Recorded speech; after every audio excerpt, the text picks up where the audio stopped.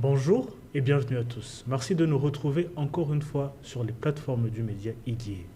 Nous avons le plaisir d'accueillir l'analyste politique Tite Gatawazi. Bonjour Tite. Bonjour Bertrand. Comment allez-vous Tite? Moi, je me porte bien, merci. Tite, la semaine passée, vous avez eu l'occasion d'accueillir, de faire une édition spéciale sur les plateformes d'IDIE. Oui. Vous avez accueilli des anciens membres des FDLR, Tite. Oui. Mais quelle a été votre analyse par rapport à cet entretien avec ces gens très connus? Ouais, merci beaucoup. On a fait, je crois, 3 émissions d'affilée.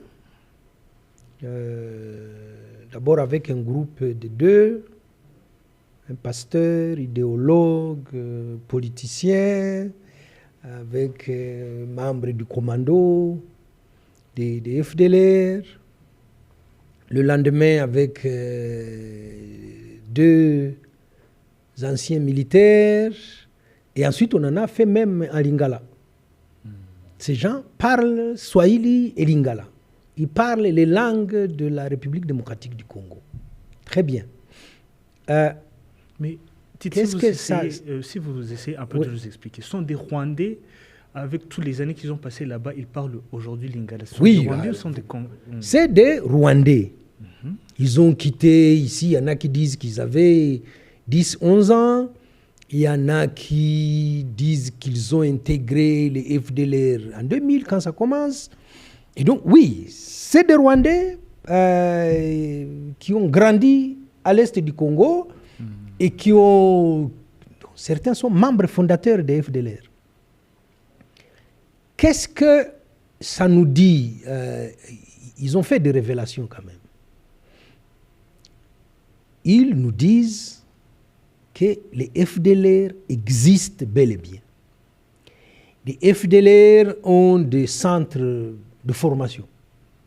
Formation idéologique, formation militaire. Les FDLR recrutent au sein de la population locale. Les FDLR ont même créé des groupes armés. Les Nyatura sont une émanation des FDLR.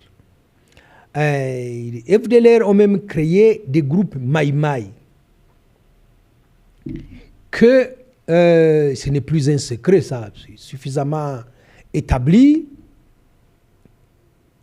Les FRDC dépendent des FDLR. Hein?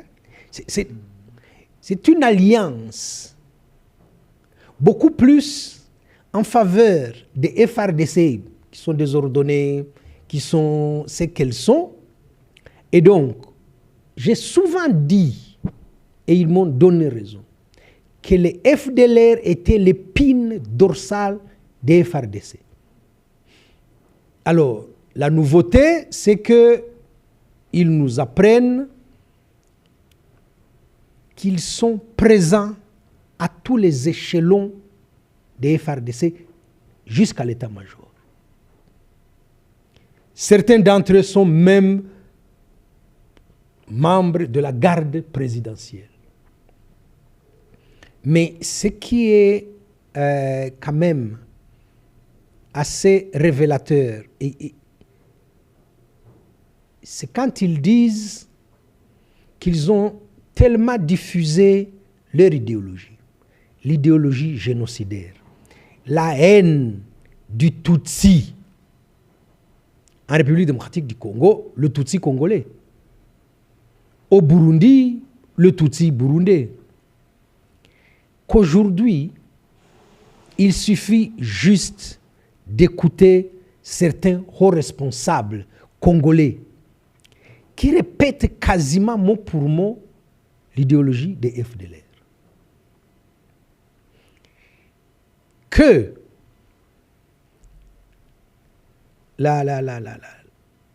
le Grand Kivu, comme on l'appelle, Nord Kivu, Sud Kivu et Maniema, une partie de Maniema, en 2006, en 2011 et en 2018, aucun député national n'a été élu sans faire allégeance au FDLR. Quand ils disent ça, on comprend pourquoi, en parlant de la crise sécuritaire à l'est du Congo, en parlant du problème que constituent les FDLR, à l'Assemblée nationale, on en parle peu, presque pas, et on déforme les choses. Les députés du Nord Kivu et du Sud Kivu sont quasi inexistants quand il s'agit de ce problème. Mais aussi, on comprend autre chose. On se souvient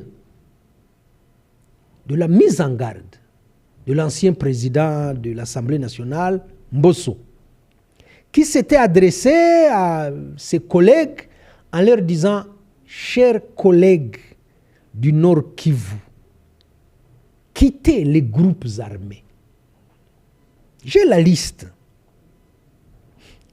Les anciens FDLR expliquent avec une telle aisance que les élections se passent sous le contrôle des FDLR. C'est les FDLR qui assurent la sécurité des bureaux de vote. Et donc le décompte se fait avec la supervision des FDLR. Et que le candidat qui souhaite aller à Kinshasa vient faire allégeance au FDLR. Et ils ont donné des noms. Ils mettent la MONUSCO sur la place publique. La MONUSCO collabore depuis longtemps avec les FDLR. Quand la MONUSCO vient, c'est dans des forêts, il n'y a pas de route, donc la MONUSCO utilise les hélicoptères. La sécurité des lieux est assurée par les FDLR. Et il donne comme exemple quand les agents des Nations Unies, plutôt que de faire le travail pour lequel ils ont été affectés, viennent chercher de l'or, ils font des transactions avec les FDLR. Revenant sur cette idéologie qu'ils ont disséminée, on peut repenser au discours du président Tshisekedi qui disait aux Nations Unies « De quel FDLR parlez-vous » Les FDLR n'existent pas. On peut se souvenir du général Sylvain Ekenge qui vient à la télévision nationale répéter quasiment les 10 commandements du Hutu en fustigeant la femme ou la fille Tutsi. Méfiez-vous des femmes Tutsi. C'est dans les 10 commandements du Hutu. C'est le porte-parole du gouvernement, Patrick Muyaya pour ne pas le citer, qui répète à loisir que le FDLR serait un prétexte pour le Rwanda. Mais c'est aussi cette question récurrente qui revient. La communauté internationale s'est suffisamment impliquée dans la crise à l'est du Congo. Pourquoi au jour d'aujourd'hui, on n'a pas de résultats? On a des bribes de réponses quand on discute avec ces FDLR qui disent qu'ils tiennent l'armée congolaise, qui disent qu'ils tiennent la classe politique locale et nationale, qui disent qu'ils collaborent avec la MONUSCO, laquelle MONUSCO est là aussi pour traquer les groupes armés. Et enfin vient on va dire, une question dérangeante. La question de la responsabilité. Qui devra rendre compte en termes de responsabilité de ces 30 ans de massacre de la population innocente? Qui devra rendre compte de l'alliance entre le gouvernement congolais et les FDLR. Et donc, après, on s'est dit, on comprend peut-être un peu mieux pourquoi l'accord de Washington ne peut pas être respecté et mis à exécution. Parce que la neutralisation des FDLR, ils étaient presque en train de sourire quand on parle de neutralisation des FDLR. Ils disent non, mais quand même, soyons sérieux. Qui viendra dans ce pays-là déranger les FDLR? Nous maîtrisons la chaîne de commandement des FRDC. Nous maîtrisons les groupes armés. Tous ces Wazalendo, Maïmaï, Nyatura et consorts font allégeance au FDLR. Nous avons des entrées au Burundi, au plus haut niveau. Nous avons formé l'armée burundaise, les services de sécurité du Burundi. Qui va oser vous promettre que cette fois-ci, ce sera la bonne et qu'il va neutraliser les FDLR. Ils disent, mais c'est une vaste blague. Donc voilà un peu ce que moi, cela m'inspire. Et pour dire que la tâche ne va pas du tout être facile. Mais à cela s'ajoute quand même aussi une autre question, mais qui est, on va dire, le corollaire de toute cette rhétorique-là. Les FDLR, ça n'existe pas. Le Rwanda vient au Congo pour voler les minéraux. Une des façons d'inverser les responsabilités aura été d'imprimer dans une certaine opinion, et même des diplomates, des chercheurs, des journalistes et des États, que le problème dans la région, le problème à l'est du Congo, c'est quand même le Rwanda. Et donc, voilà un tableau qu'on inverse et que certains en faux état, alors soit de bonne foi, soit de mauvaise foi, soit par ignorance, soit par intérêt. C'est quoi cette inversion des responsabilités, cette falsification des faits pour dire non, non, on connaît, on sait trop bien. Hein? Nous, on a lu, nous, on sait, nous, on a bien... Le problème là-bas, dans les Grands Lacs, s'appelle le Rwanda. Ce n'est plus les FDLR. Ouais. Justement, Tite, avec l'entretien avec ces anciens membres FDLR, vous avez évoqué différents points. Vous avez évoqué leur idéologie, leurs opérations, comment ils se financent.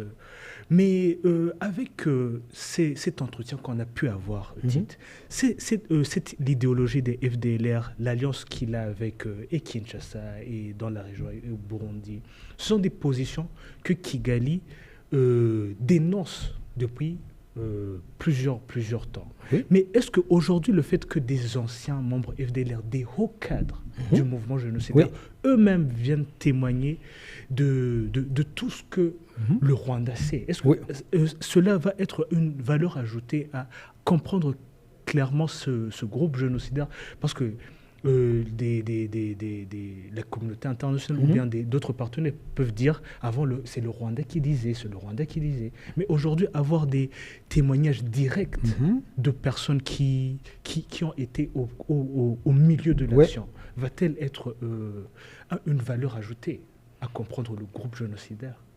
Je pense que oui, parce que une certaine opinion a été abusé par ce cycle de répétition, de fausseté, de contre-vérité, par ce matraquage avec des relais des grands médias occidentaux, de cette inversion de responsabilité, de ce doute qui a été s'aimer pour dire le Rwanda exagère la question des FDLR. Ils sont vieux. Voilà. Et aujourd'hui, vous avez, c'est vrai, pas n'importe qui, des hauts cadres, colonels, lieutenants-colonels, idéologues, chefs de la branche politique, qui expliquent on n'est pas si vieux que ça parce qu'on recrute. On n'est pas si vieux que ça parce qu'on a des centres de formation. On n'est pas si vieux que ça parce qu'on recycle le mouvement. On n'est pas ces petits casseurs de ponts comme le pouvoir nous a présenté. On est un mouvement structuré. On a des réseaux, on a des alliances, on tient les FRDC et son gouvernement. On tient une partie de l'Assemblée nationale de la République démocratique du Congo. Je ne sais pas si les gens réalisent ça. Que des députés du Nord Kivu, celui de Walikale, et ceux du Sud Kivu, ils ont dit, ce Bitakwira-là qui s'agite, il le fait pour le compte des FDLR. Ceux-là qui se taisent, qui connaissent la vérité de l'Est, qui auraient dû monter au créneau pour expliquer à la fois la question des Banyarwanda, à la fois la question des Tutsis congolais. Ils connaissent. Mais au prix de cette compromission, ils se taisent. Et on ne peut pas écouter ces anciens hauts cadres de FDLR et rester indifférents. Quand ils expliquent la manière dont ils sont de mèche avec la MONUSCO. Laquelle MONUSCO, vous savez, hein, même dans les communiqués de la MONUSCO, on a vu beaucoup de prudence pour ne pas parler des exactions des FDLR. On le comprend mieux. On ne peut pas écouter ce que disent les autorités de Kinshasa et continuer de les croire quand on entend ce qu'on dit, ces FDLR. Ils sont fournis jusqu'aux sardines. Ils ont les équipements qui proviennent de Kinshasa. Ils donnent même le circuit. Les avions chargent à Kinshasa, viennent à Kisangani, et de Kisangani, on met des petits porteurs qui viennent atterrir à Pinga avec des armes, avec des uniformes, avec des vivres et avec de l'argent. Ils expliquent que le long de la frontière avec le Rwanda, Kibumba montait un peu plus haut, Kanyaruchinya, ils ont des caches d'armes.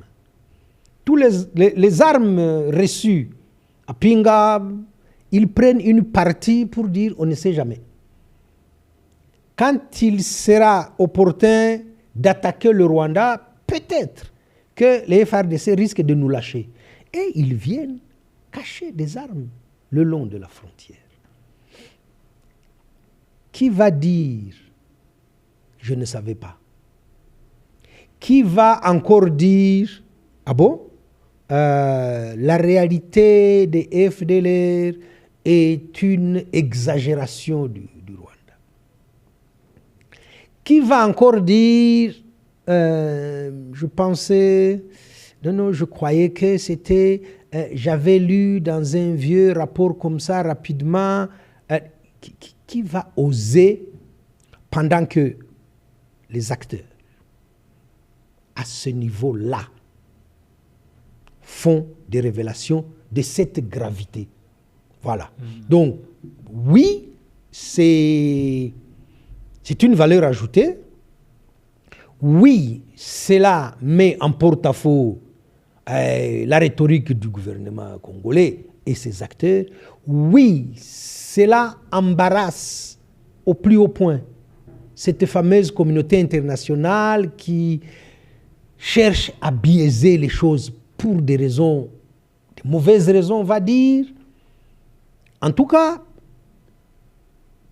eux considèrent, ceux qui se sont exprimés, considèrent qu'ils avaient une dette vis-à-vis de tout le monde, et c'est une façon pour eux, voilà, de vider cet abcès-là. Quand ils disent qu'ils étaient des sauvages, ils ont avoué ça, peut-être hors caméra. Ils étaient dans un état, parce qu'ils ont commis des atrocités à l'est du Congo. Les viols, mais de manière, avec une brutalité. Ils ont brûlé des villages. Ils ont tué à la machette, à l'arme blanche, avec les armes. Et à un moment donné, peut-être, après s'être posés à Mutobo, en recouvrant un peu leurs esprits, ils disent, mais mon Dieu, est-ce que Dieu existe pour qu'une personne agisse comme nous l'avons fait et pendant des années? Celui qui s'est exprimé en lingala a demandé pardon aux Congolais. C'est quand même un pas, ça. Il a demandé pardon aux Congolais. Ils ont fait souffrir des Congolais, des Congolaises. Ils repensent à ces villages qu'ils ont brûlés et où les enfants fuient à l'extérieur, mais il se dit, quand nous sommes partis, ces enfants ont dormi où? À la Belle Étoile. Pendant combien de temps? Quand ils repensent à l'esclavage sexuel, où on va comme ça enlever des filles et des femmes qui allaient au champ, qui allaient à la rivière chercher de l'eau ou laver le linge. Hein? On les prend par force, on amène dans la brousse et tout le monde y passe. Cette personne, elle est cassée physiquement et psychologiquement. Il y a des enfants qui sont nés de ces viols. Qu'explique la maman à cet enfant dont elle ne connaît même pas le père, qui est né du viol? Est-ce que cette maman a suffisamment outillé psychologiquement pour dire ça à son enfant? Et donc, voilà le genre de questions qu'on se pose, de réflexions qu'on a pour dire peut-être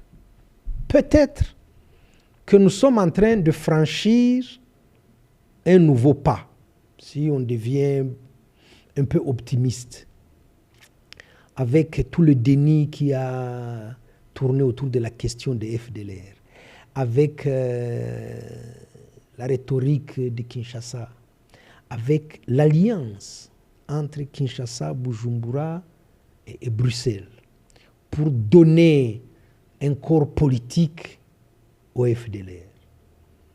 Et que cela commence à sointer. On va espérer que ça continue de sointer et qu'il y ait beaucoup de FDLR qui quittent l'Est du Congo. Ceux-là qui en faisaient une arme politique sont en train de se dire, hein, ils ont vendu la mèche. Il faut guetter un peu les réactions. Ça n'est pas joli pour eux qu'il y ait ces révélations qui vous disent, nous on a des représentants en Europe. Nous, on a des comités dans les pays en Afrique. Nous, on a des défenseurs. nous, on tient des députés congolais.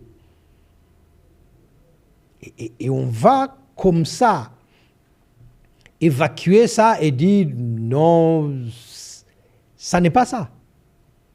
On va dire, on continue avec la vieille version. Les FDLR n'existent pas. Si, ils existent, mais ils sont trop vieux. Non, il y en a qui sont handicapés. Non. Je finis sur une chose. Quand on parle de neutralisation, eux ont parlé des démobilisations à certaines périodes. Ils disent, mais c'est eux qui organisaient ça. Il faut imaginer ça. Ils prennent des vieillards, ils prennent des handicapés, qu'ils exposent comme ça parce que les autorités congolaises arrivent, parce qu'ils ont ramené des diplomates avec eux. Ils prennent des vieilles armes qui ne servent plus, qui déposent là-bas, et puis on met une mèche, allez, ça explose, on applaudit, on dit, on a démobilisé les FDLR. Après, ils reviennent, ils vont boire la bière. Ils disent, on a fini. Les diplomates sont contents, les membres du gouvernement sont contents. Donc, oui, ça peut être l'ouverture d'une nouvelle phase, étant donné que Kinshasa traîne les pieds pour les raisons qu'on connaît. Et c'est une alliance quand même qui soutient un projet politique.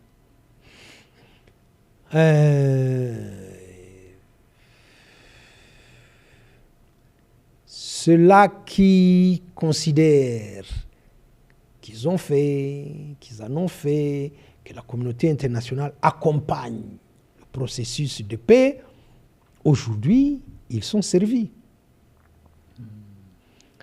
Est-ce qu'ils changent de paradigme? Espérons-le. Est-ce qu'ils persistent dans ce déni? On va le voir. En tout cas, ils ont le dos au mur. Ouais.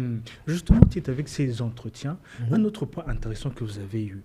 Les anciens membres FDLR ont notamment évoqué les différents mécanismes de financement auxquels le groupe génocidaire a recours, notamment le commerce illégal de minerais de charbon dans le parc de Virunga, mais aussi le trafic de cannabis, entre autres. Mais pouvez-vous nous parler de ce système mafieux? Oui, ils disent que c'est vraiment un mouvement bien structuré qui s'appuie sur des flux financiers. Ils ont fait main basse sur le parc de Virunga et les environs pendant de très longues années, et ça, c'était suffisamment connu. La vente de charbon, le Makala, pendant de très longues années. Goma et ses environs étaient alimentés par les FDLR en termes de charbon. Ils parlent des carrés miniers qu'ils contrôlaient et qu'il y avait ce commerce illicite. Mais la première source de financement, ils disent que c'est le gouvernement congolais qui donne de l'argent, qui paye même les combattants FDLR. Ce commerce-là, illicite, les Makala, ils ont investi dans Goma, Bukavu, à Bujumbura, à Kiwanja, Mediton, dans les environs de Bunagana. Ils construisent des maisons, ils font ils louent ça aux commerçants. Ils ont des camions.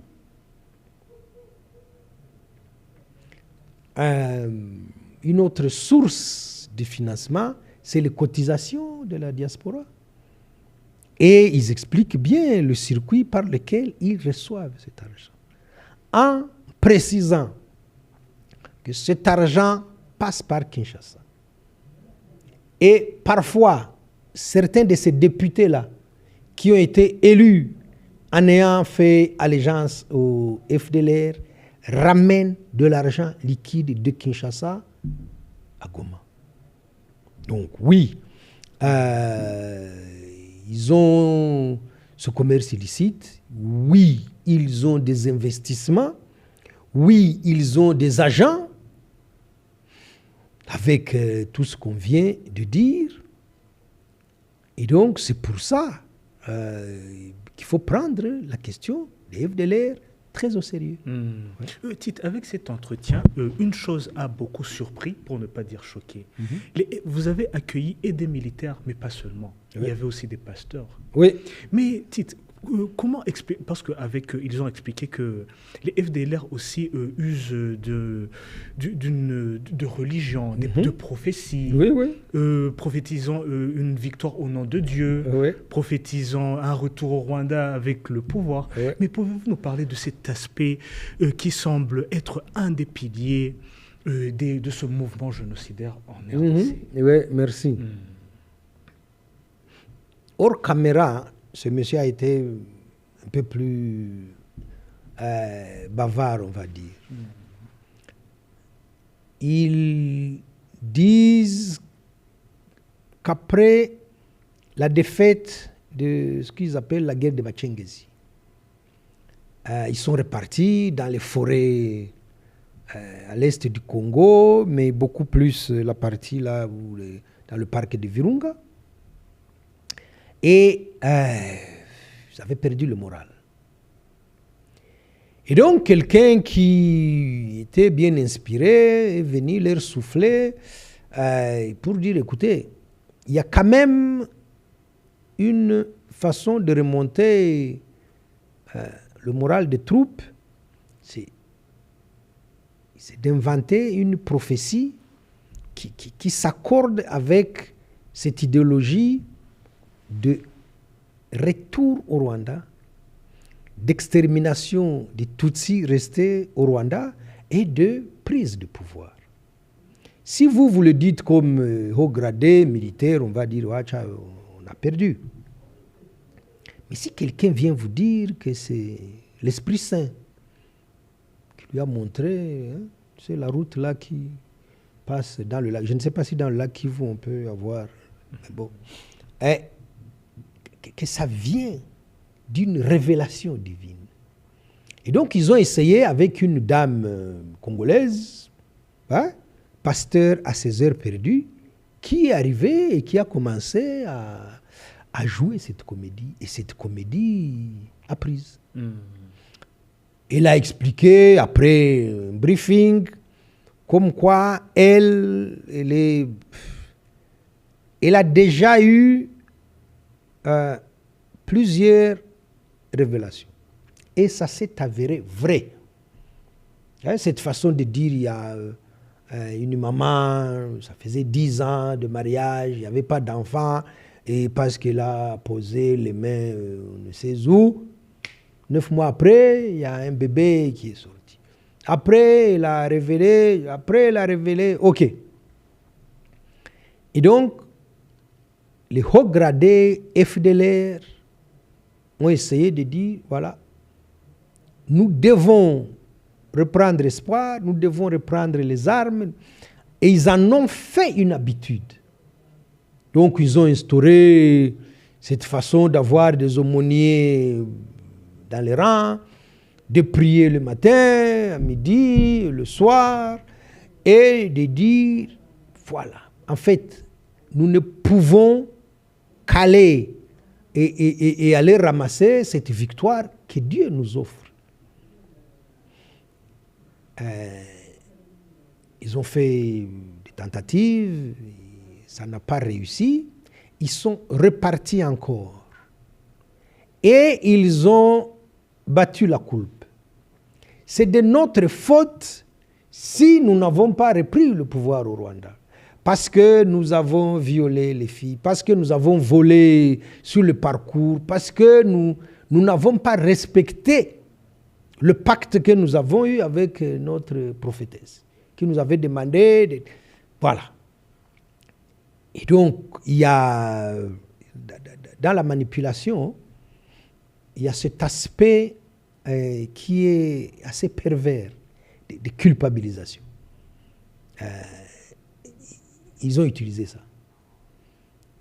Quand ça ne réussit pas, c'est de la faute de l'intéressé. le pasteur ou le prophète, lui, sa prophétie aurait dû réussir si les autres avaient respecté la prescription. Et donc, ils repartent comme ça, ils disent, c'est vrai, il y a un tel qui a vu... voilà. Cette technique-là de culpabilisation, ils l'ont utilisée à fond. Après, il y a eu, avec l'argent qu'ils reçoivent de Kinshasa, avec des flux financiers qu'ils engrangent, ils ont pratiqué ce qu'on appelle la politique de la carotte et du bâton. On donne comme ça un peu de sous aux militaires pour les remonter le moral. Celui qui veut fuir, on le fusille devant les autres. Il faut vraiment terroriser les gens pour pas qu'ils partent. Et donc, oui, on a eu recours à des fausses prophéties.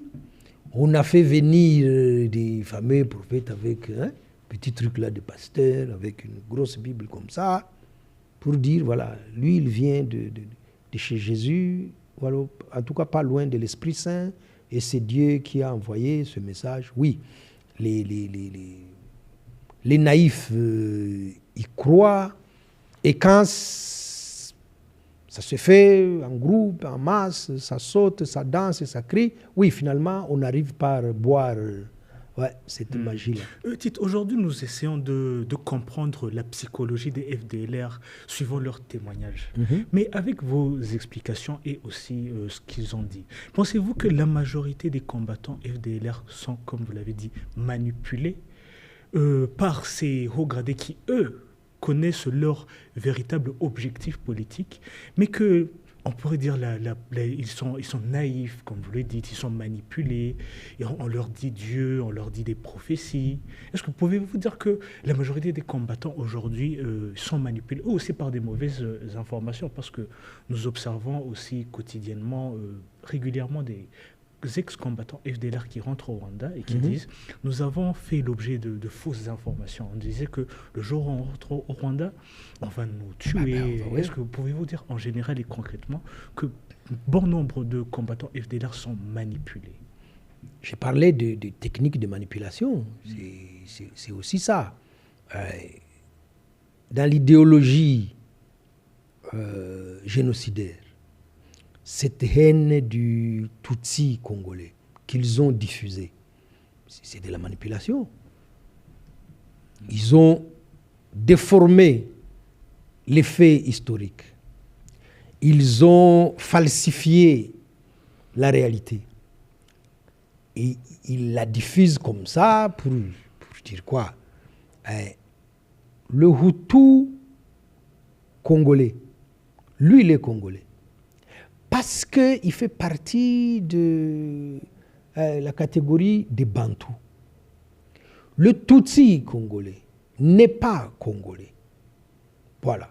C'est un étranger, c'est un infiltré, c'est un traître à la nation. Ce que Tshisekedi répète à loisir. C'est de la manipulation.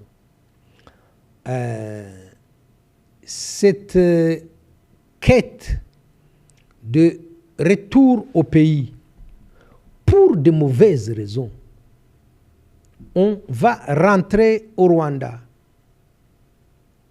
armes au poing, exterminer le reste des Tutsis qui sont là-bas. Il faut arriver à faire croire à quelqu'un que tout ce qu'il subit comme des convenus dans la vie, tous les malheurs qui s'abattent sur lui, c'est de la faute du Tutsi. Et il faut entretenir cette flamme-là de la haine pour lui donner la force de continuer. Il faut assurer une impunité à ceux-là qui tuent et qui massacrent les Tutsis. On voit ça à l'est du Congo.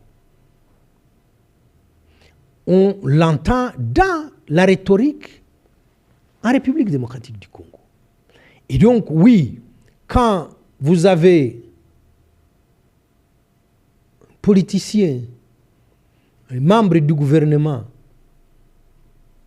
qui devant tout le monde, sans sourciller les yeux, qui vous dit les Tutsis congolais ne sont pas congolais. Les Tutsis sont des Rwandais. Et qui fait des amalgames comme ça entre la langue Kinyarwanda, parlée à l'est du Congo, en Ouganda, en Tanzanie, au Rwanda, et la nationalité rwandaise. C'est fait à dessein. Mais c'est de la manipulation. Il y en a qui y croient. Mais effectivement, il y a des raccourcis que les gens empruntent très facilement. Mais le Rwanda, sa population, c'est des Rwandais. Sa langue, c'est le Kinyarwanda. Mais alors, tout celui qui parle Kinyarwanda, il relève du Rwanda, il est Rwandais. Au nom de quoi vous venez revendiquer une autre nationalité? Tout ça, c'est des amalgames et c'est fait pour cette raison-là. Quand on dit que la cause, en tout cas la racine principale des crises récurrentes à l'est du Congo, c'est cette instrumentalisation des identités. Parce qu'on dit au Muhunde de Masisi, oui, mais ce Tutsi-là n'est pas d'ici, c'est un étranger. La conséquence, c'est qu'on lui refuse sa nationalité congolaise. On lui refuse d'avoir droit à la terre de son arrière-grand-père. On lui refuse de continuer à habiter là-bas. C'est ça qui justifie qu'on vienne brûler des villages. C'est ça qui fait que nous voyons des vidéos où les gens revendiquent tulilunguza manyumba ya Batusi. On nous l'a dit, on nous l'a expliqué, nous avons mis à exécution. C'est pour ça qu'il y a une impunité généralisée dans les massacres à grande échelle des Tutsis en République démocratique du Congo. Parce que le pouvoir alimente cette haine. Parce que le pouvoir assure l'impunité à ceux-là qui vont jusqu'au cannibalisme, oui. Tite, avec ces témoignages d'anciens membres FDLR, si vous revenez un peu en arrière et analysez les différentes initiatives que Kinshasa a laissé entendre de faire, on va à Washington signer la neutralisation des FDLR, mais comment pouvez-vous balancer ces témoignages et les initiatives que Kinshasa a voulu laisser le monde voir? On va signer la paix, on va neutraliser les FDLR. Les FDLR ont accepté de déposer les armes. Avec ces témoignages, comment balancez-vous ces deux contradictions? Non, il n'y a pas à balancer. Je crois que nous avons suffisamment dit et répété ici dans plusieurs émissions que Tshisekedi avait intérêt à perpétuer la guerre à l'est du Congo, pour des raisons idéologiques, pour des raisons financières, pour des mobiles politiques. Nous avons assez expliqué ici que le FDLR était au cœur d'un vaste projet politique qui est soutenu par Kinshasa et Bujumbura. Et en toile de fond, il y a les réseaux qui vont jusqu'en Belgique. Que l'alliance entre les FDLR et le gouvernement congolais reposait aussi sur ça. Que Tshisekedi, dans la manifestation de ce projet a pris des contacts avec les anciens génocidaires qui sont domiciliés au Niger, a pris des contacts avec les relais dont parlent les FDLR en Europe, et qu'on assiste à des voyages assez régulièrement à Kinshasa, et que ces gens sont reçus par le chef de l'État lui-même, porteur du projet. C'est aussi ça. La difficulté qu'il y a aujourd'hui, c'est de prendre ce projet qui est confirmé par ces anciens FDLR et de le mettre face à ces acteurs-là. Parce que les acteurs de la crise à l'est du Congo sont connus. Vous avez en tête les deux présidents, Tshisekedi et Ndayishimiye. Après, vous avez beaucoup de relais. On a un discours officiel. On a cette rhétorique de victimisation. Nous faisons l'objet d'une agression rwandaise. Nous n'avons pas de problème de FDLR. Le Rwanda vient voler nos matières premières. Ça n'est pas un problème de FDLR. Le Rwanda n'a aucune menace sur sa sécurité par les FDLR. Parce que les FDLR sont inexistants. Là, on ne va pas nous croire. Parce que les FDLR sont trop vieux, un peu peut-être. Il faut faire référence, ils sont arrivés, et c'est des ex-FAR, c'est des Ineramwe, qui ont perpétré le génocide contre les Tutsis au Rwanda. On était en 1994. Aujourd'hui, 30 après, celui qui avait 25 ans, il en a quand même 55 aujourd'hui. Est-ce qu'il peut encore prendre les armes et supporter les affres de la forêt? Les FDLR viennent démentir tout ça. Ils viennent démentir. Donc oui, il faut prendre ce témoignage des FDLR, le confronter avec la réalité du moment, les discours des uns, les justificatifs des autres et le projet auquel ils sont attachés. Et dire, voilà, maintenant, qu'est-ce qu'on fait? On a assez dit que Tshisekedi est allé à Doha en traînant les pieds. On voit, il n'y a pas de résultats à Doha. Tshisekedi a boudé Washington de manière assez ostentatoire. Il y a un gros malentendu pour l'accord de Washington. Il y a vraiment un gros malentendu. Tshisekedi demande aux Américains, moi je donne les minerais, vous m'assurez l'appui militaire. Et vous m'assurez l'appui politique, je change la constitution, je reste indéfiniment au pouvoir. Les Américains comprennent autre chose. Les Américains ont, c'est vrai, besoin de ces minerais, mais ils veulent assurer ce qu'on appelle la chaîne d'approvisionnement. Il faut extraire, il faut transporter ça, il nous faut des routes, il faut de la main-d'œuvre, il faut pouvoir traiter ça sur place. Nous estimons qu'à Kigali, on peut raffiner les minerais et de Kigali, il y a l'aéroport, on peut prendre ça par avion et ramener ça chez nous. Ça n'est pas la compréhension de Tshisekedi. Donc, quand le 4 décembre, Tshisekedi va signer et que les Américains lui disent, en fait, nous voulons que la paix revienne pour faire du business après. Tshisekedi dit non. Moi, je voulais un appui militaire pour aller écraser l'AFCM 23 et peut-être au-delà le Rwanda. Les Américains disent, pas.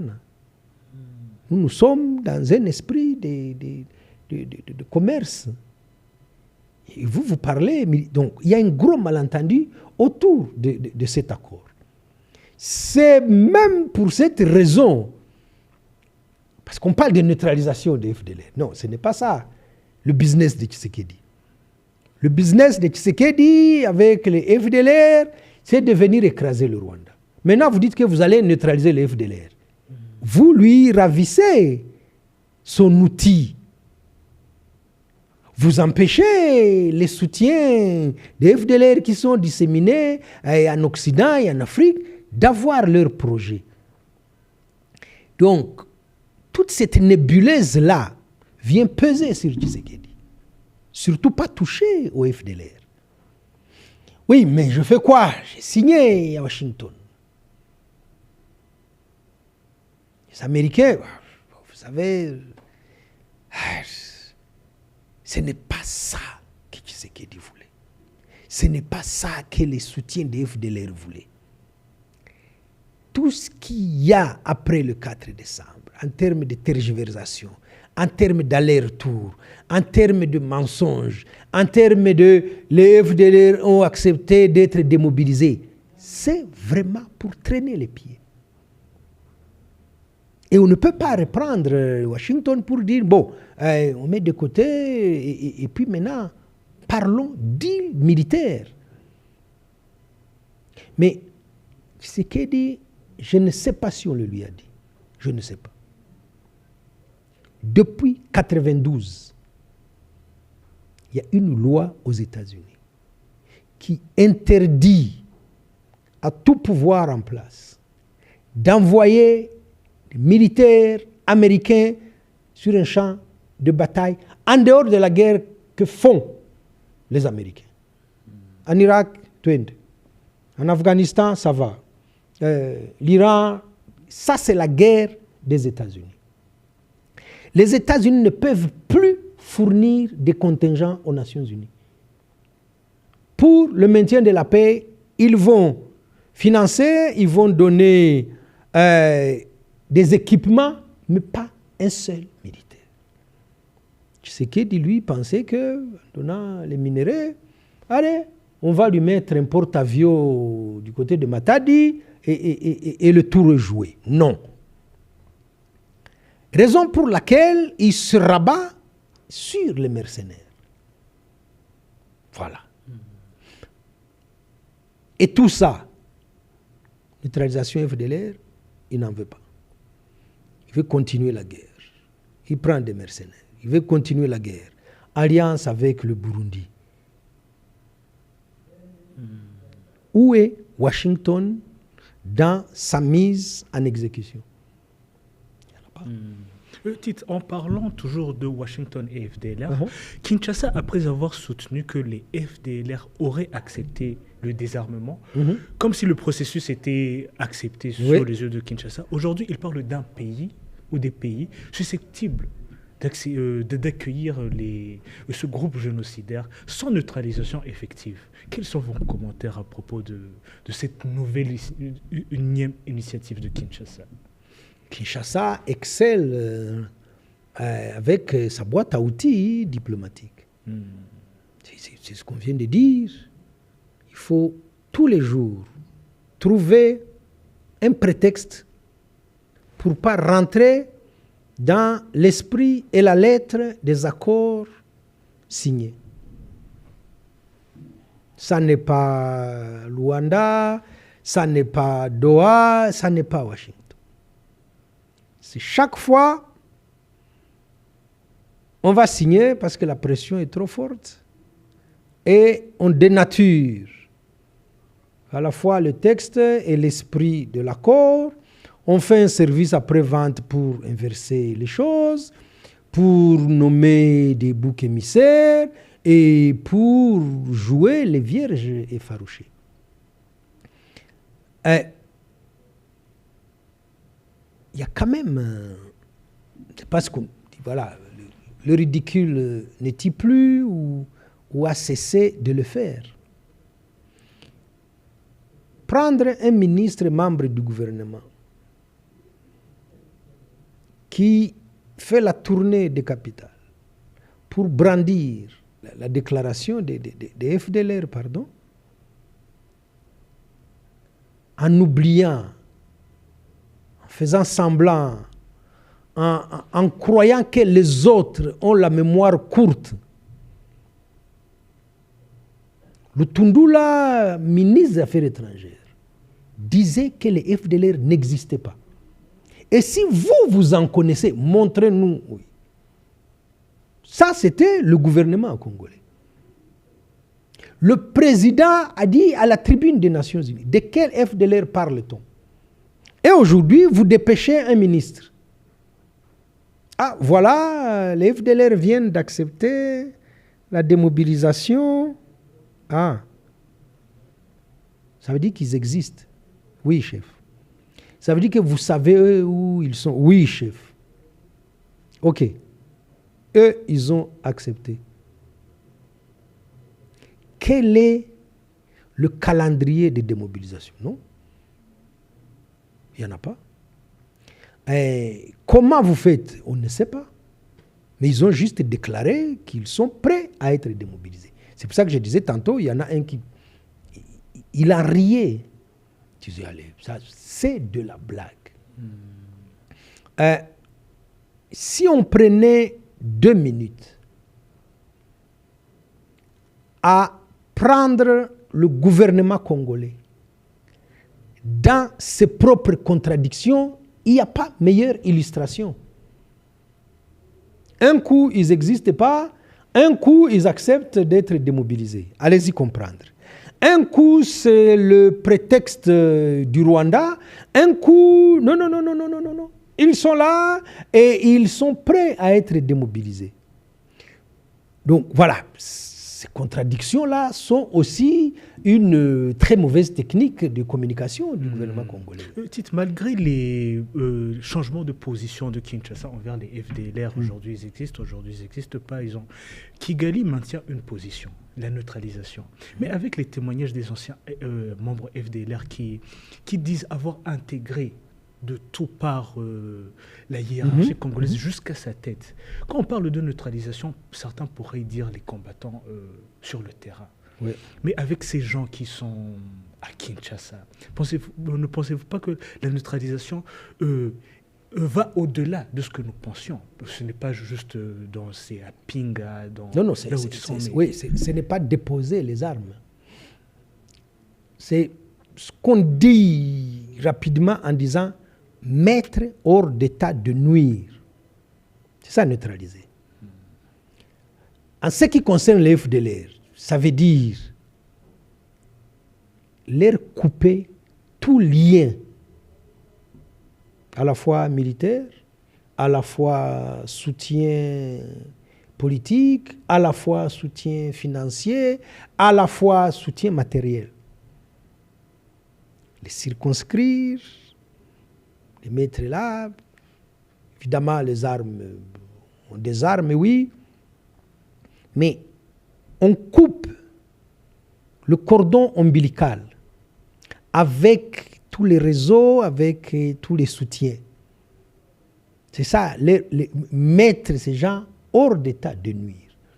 Et ainsi, le Rwanda pourra respirer et affecter ses militaires à d'autres tâches. Avec cette intégration, nous comprenons que même les FRDC pourraient avoir des conséquences, vu qu'il y a des FDLR dans écoutez, jusqu'à Kinshasa. Les FDLR disent on fait ami avec les FRDC.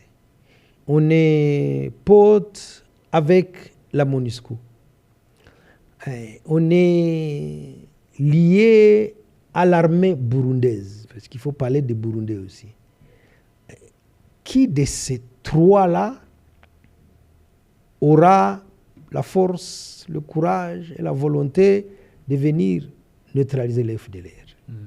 Pas les FARDC, pas la MONUSCO qui a été citée dans beaucoup de communiqués, et pas les Burundais. Il manque l'élément essentiel à la neutralisation des FDLR. C'est d'abord la volonté politique de Tshisekedi. Tshisekedi, pour se défaire des FDLR, justement, l'un d'eux avait dit est-ce que vous pensez que c'est facile de s'amputer soi-même de son bras. Les FDLR sont le bras armé de Tshisekedi. Et Tshisekedi sera fou au point de s'amputer de son bras. Nous ne le pensons pas une seule seconde. Les FDLR sont très introduits dans la hiérarchie militaire au Burundi, dans sa classe politique. On a entendu le ministre des Affaires étrangères dire tout le contraire de l'accord de Washington. Pour lui, les FDLR, c'est une fausseté. Ça n'existe pas. C'est encore une trouvaille du Rwanda. Ah, ok. Mais monsieur le ministre,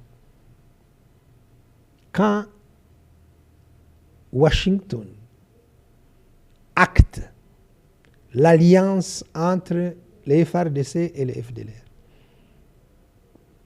que l'armée burundaise est en alliance avec les FARDC, comment voulez-vous extirper les FDLR qui portent l'uniforme FARDC? C'est un peu difficile, si pas impossible. Mais je parlais de ce projet commun entre Kinshasa et Bujumbura, et qui met aujourd'hui tout le monde dos au mur, et donc à la fois le ministre Bizimana qui essaye de ramer contre l'évidence, le secrétaire général Kurio qui vient à la rescousse. Il y a comme de la panique dans le réseau, à la fois politique, militaire, financier, des soutiens des FDLR.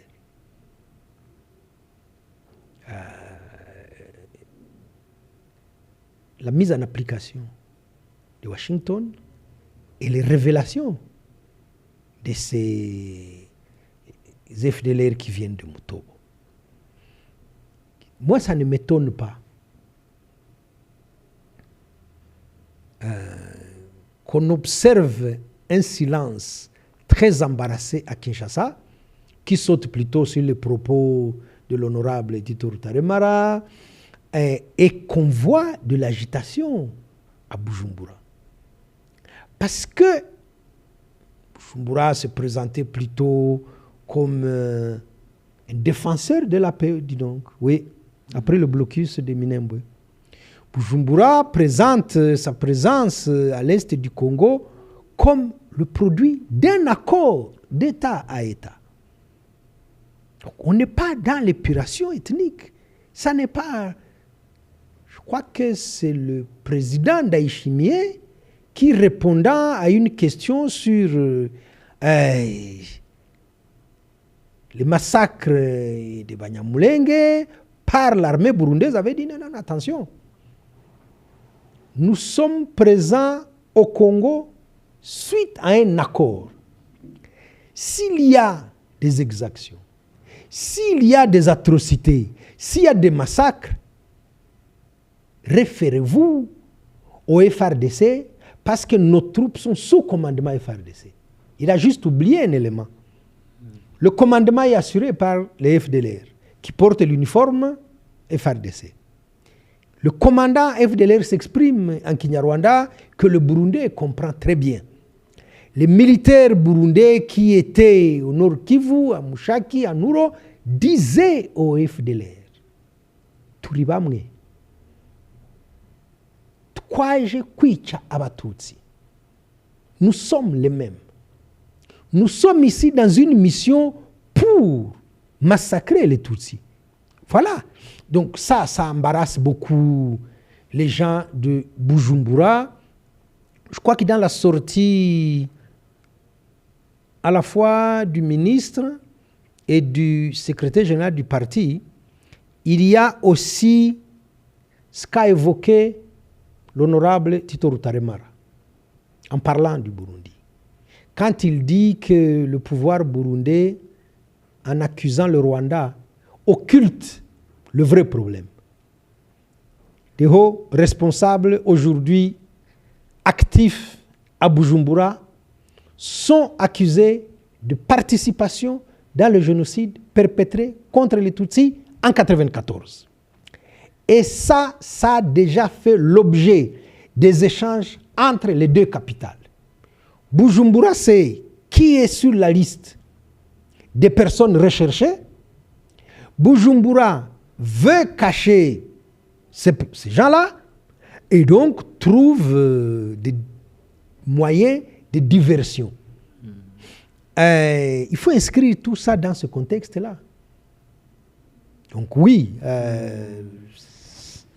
ça n'est pas très joli à la fois dans les relations avec tout ce qui gravite autour du projet politique d'extermination des Tutsis en prenant les FDLR pour leurs bras armés. Tite, si vous nous permettez d'essayer d'avancer rapidement, deux questions. Parmi aussi les témoignages de ces anciens membres FDLR, en parlant de Bujumbura et FDLR, ils ont évoqué un lien historique avec... aujourd'hui, ce sont les autorités burundaises, mais avant, c'était une rébellion qui s'appelait le FTD. Ouais. Des liens qui remontent à 1990, après le génocide contre les Tutsis, 94-95. Mais est-ce qu'avec ces témoignages, cela nous a-t-il aidé à appréhender clairement quel lien est-il établi entre ces FDLR et aujourd'hui ces autorités de Bujumbura? Bien évidemment que oui. Quand on prend le discours ambiant à Bujumbura, on nous dit que les problèmes socio-économiques du Burundi ont pour responsable le Rwanda. Pour faire court, on nous dit que dans les discussions entre les deux délégations, le Burundi a été très clair et n'a rien à se reprocher. Quand Kigali voudra, on pourra régler la question. Parce que la balle est dans le camp de Kigali. Dans le discours des officiels burundais, on entend presque pas l'évocation des FDLR. Et aujourd'hui, les anciens FDLR viennent dire, attendez, nous avons formé les militaires burundais, nous avons formé les services de renseignement, nous avons investi au Burundi, nous avons des liens étroits avec toute la nomenclature de Bujumbura. C'est très embêtant qu'on les mette comme ça sur la place publique et que l'opinion se dise « Ah, il y a des ramifications des FDLR jusqu'à Bujumbura. » On les pensait à l'est du Congo. On les pensait dans le nord Kivu. Non. Ils sont dans le nord, ils sont dans le sud et ils sont à Bujumbura. Ils sont dans la haute hiérarchie des FARDC jusqu'à l'état-major. Ça veut dire que les FDLR sont une réalité. Oui. Ça veut dire, beaucoup plus grave que ça, que Kinshasa ne décide de rien sans l'avis favorable des FDLR. Hein? Ça veut dire que Bujumbura est dépendant des FDLR dans sa structure militaire, dans sa structure de renseignement, dans les investissements qu'il y a à Bujumbura, il y a des fonds FDLR. Dans les réseaux qui soutiennent les FDLR, Bujumbura bénéficie aussi de ce soutien. Le ministre des Affaires étrangères ne peut pas parler de ce sujet qui est brûlant pour lui. Le président de la République, Ndayishimiye, a beau feindre le courage et la bonne foi, il ne peut pas évoquer ça. Encore moins le secrétaire général du parti. Donc il faut esquiver cette question. Et aujourd'hui, elle est là, devant nous, sur la table, devant l'opinion. Donc, demain, des journalistes vont poser des questions sur les révélations des FDLR. Moi, j'attends de voir la défense à la fois de Bujumbura et de Kinshasa. Même si le temps nous fait défaut, permettez-nous une question bonus, une dernière question. Vous parliez du secrétaire général du CNDD-FDD, Révérien Ndikouliyo. Lors d'un récent entretien à la télévision, il a évoqué une possible visite au Rwanda, disant qu'il n'avait aucun problème à venir ici à Kigali, qu'il suffirait juste de passer un coup de fil au FPR pour qu'il se rende ici à Kigali. Étant donné les relations actuelles entre les deux pays, mais comment interprétez-vous ce genre de position vis-à-vis des autorités de Bujumbura qui, sur les paroles, veulent montrer qu'ils sont ouverts à un dialogue ou à une collaboration, mais contrastement avec les politiques à l'envers du Kigali? Comment avez-vous interprété ce genre de propos? Il y a une relation qu'il ne faut pas sous-estimer. Il y a une relation entre le CNDD-FDD et le FPR. Les partis politiques ont ce genre de passerelle. Quand il a dit ça, je me suis souvenu de la brutalité, de la fermeture des frontières entre le Rwanda et le Burundi, par le président Ndayishimiye. Le lendemain, le même révérien Ndikouliyo dit « J'ai été surpris par la décision du chef de l'État. Je vais en discuter avec mon collègue du FPR. » Alors, je ne sais pas s'il était venu à Kigali, s'ils se sont parlé, mais il l'avait dit. Quand les relations étaient vraiment froides, lors d'un congrès du FPR à Kigali, une délégation du CNDD-FDD était venue à Kigali. On les a vus à la télé, ils avaient leurs uniformes FDD, CNDD. Donc, je ne suis pas surpris ni étonné. Et je serais le dernier à être étonné si moi je le voyais débarquer à Kigali, être accueilli à l'aéroport par le secrétaire général du FPR. Non. Parce qu'il faut... Il y a des niveaux des relations. Il y a des relations entre, on va dire, les chefs d'État. Il y a des chefs d'État qui développent même des relations amicales à force de se fréquenter, à force de traiter des dossiers communs, à force de rencontres. Ils sont humains aussi. Ils développent des relations amicales. Et il y en a qui ne se piffent pas, ce qui me paraît tout à fait naturel. Il y a des relations entre gouvernements, ce qu'on appelle la coopération bilatérale. Et on a une relation entre les partis politiques. Alors, on a ce qu'on appelle des grands blocs. Il y a les socialistes, il y a les libéraux, et parfois, il y a les écolos, il ne faut pas les oublier. Vous avez comme ça des passerelles entre les partis politiques qui se parlent via ces canaux-là. Donc, que Révérien fasse du bluff est une chose, ce qu'il peut, il en est capable, hein, avec son sourire carnassier, il peut faire du bluff. Qu'il le dise comme pour préparer l'opinion. Soyez pas surpris. Si vous me voyez à Kigali, moi, il me suffit d'un coup de fil à mon homologue rwandais pour qu'il me dise Caribou. Et s'il dit Caribou, moi, je saute dans l'avion, parce qu'il a dit les frontières terrestres sont fermées, mais l'avion... Hein, et moi, je n'irai pas à Kigali en voiture. Et donc, oui, ça peut être un clin d'œil pour dire la relation entre nos deux gouvernements c'est vraiment tassé, c'est cristallisé. On va essayer de passer par les partis politiques. Nous allons en discuter entre partis pour faire un complément à ce qu'ont fait les deux services de renseignement et nourrir comme ça nos gouvernements. C'est possible et c'est faisable. Tite, en tout cas, pour aujourd'hui, merci infiniment.